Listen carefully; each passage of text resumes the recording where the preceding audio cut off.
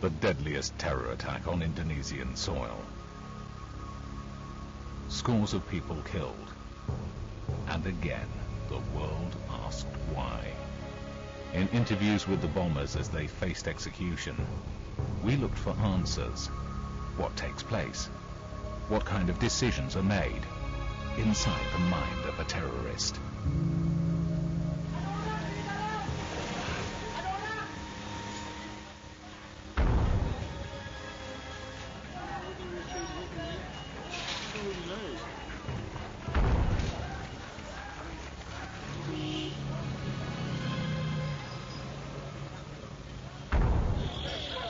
This is horrendous. I've never seen anything like it.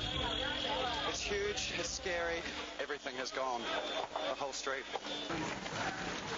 This mayhem in Bali was carefully orchestrated. A small bomb sent panicking tourists fleeing into the path of a much bigger truck bomb. The result was total carnage, a day no one here will ever forget.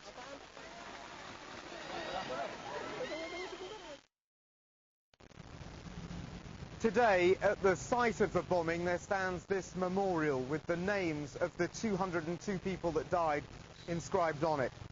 I'm Dan Rivers, and I want to take you on a journey inside the minds of the men that brought such mayhem and bloodshed to Bali. Why did they do it? What were they thinking? And most importantly, how can the authorities stop it happening again?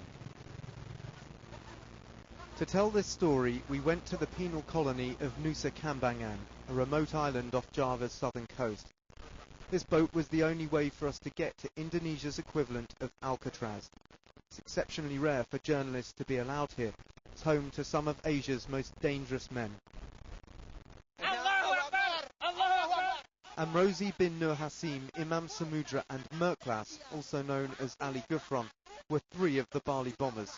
They'd been on death row here for years and were facing imminent execution. Behind bars, I was given the extraordinary chance to confront them and ask them questions the families of the victims never had the chance to pose. One of the masterminds of the attack was Imam Samudra. Would you like to take this opportunity to say you're sorry to the families of the victims? Okay. If the victim are from Muslim, I'm very sorry, because they are not my target. But if the victim is from non-Muslim, like Australia, USA, UK, and other countries that under USA alliance, I never sorry for them. Where does it say in the Quran you have the right to kill innocent people? This one, this. You're twisting your religion completely. No, not twisting. Yes, you are. You think that the vast majority of Muslims would disagree with what you've done. I better know Muslim than you. I know more better than you, because I'm Muslim and you kafir. You're a cold-blooded murderer. You're kafir? No, nothing. You do not anything about. What gives you the right to take the lives of innocent people? The first, blood by blood, soul by soul. Your country, USA, UK, Australian alliance, already killing my people. The people in the Kuta Club were nothing to do with that. They were innocent backpackers. They were there on holiday. In Afghanistan, in Moro, in Bosnia, your country, and the Bush commander, they're already killing innocent people. When is this going to stop? When are people like you going to realize that what you're doing is utterly We only pointless? stop if America, USA, and Atlantic stop killing Muslim people. We only stop if the people out from Mecca and Medina. We only stop if USA and Atlantic go out from Iraq and Muslim countries.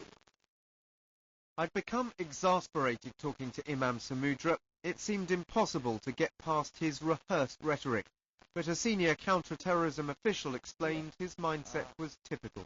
When arrested, they feel themselves as warriors, the holy warriors, captured by the enemy, and they insist and say that their jihad will be continued, not by them, but will be continued by their children or their grandchildren.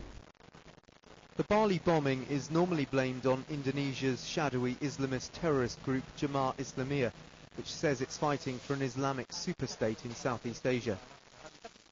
Its spiritual leader is said to be the extremist cleric Abu Bakr Bashir, who was convicted for conspiracy in the plot. But the bombers played down their links with JI and Bashir, even though they attended his school. Do you admit to being a member of Jemaah Islamiyah? No. You're not a member of Jemaah Islamiyah? No. Have you had any contact with Jamaat Islamiyah? Never. Abu Bakr Bashir? I know him, but I do not involved in his movement.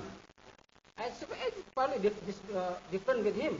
But how did you get the knowledge to make the bomb? How did you get the materials to make the bomb? I get to make a bomb when I'm in senior high school. When I was in high school, I already get the textbook of bombing. And then when I continue my study in military academy in Afghanistan, I go get the training about bombing. And then after I pass from this university, I also continue by myself, just searching using internet.